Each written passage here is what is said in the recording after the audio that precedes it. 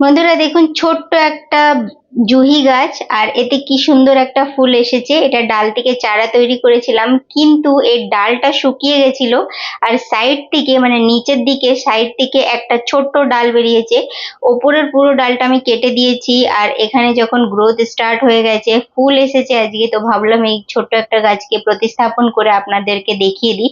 তার কারণ হচ্ছে কি, এটা শুধুমাত্র কোকোপিটে লাগানো আছে, কোনো রকম নিউট্রিশনস নেই এতে। তো চলুন এই গাছটাকে করে নেওয়া যাক এবার প্রতিস্থাপন। কত সুন্দর লাগছে ছোট্ট একটা চারা গাছ, মানে এত কিউট লাগছে আর এত মানে সুন্দর, শেকড়গুলো খুব ভালোভাবে এসেছে। কিন্তু দেখুন, ডালটা শুকিয়ে যাওয়ার পরেও নিচের থেকে একটা ডাল বেরিয়েছে। আমি তারপরেও এর কেয়ার করছিলাম, ভাবছিলাম যদি বাঁচানো যায়, কারণ আমার মনে হচ্ছিল যে এটা ঠিক থাকবে হয়তো। তো সেরকম ভাবেই যত্ন করে গেছি, যেমন অন্য অন্য ডাল থেকে চারাগুলোর যত্ন করি। তো আজকে দেখুন এতে ফুলটা ফুটেছে আর গাছটাও কিন্তু খুব ভালোই আছে। তো এটাকে আরো ভালোভাবে তৈরি করার জন্য আমি 4 ইঞ্চি যে ছোট ছোট কন্টেনার থাকে তাতে বসিয়ে দিচ্ছি। ড্রেনেজ হোলের উপরে একটা পিচ বোর্ডের টুকরো রাখলাম, আর যেমন পটিং মিক্স আমি তৈরি করি তেমন বানিয়ে দিয়েছি।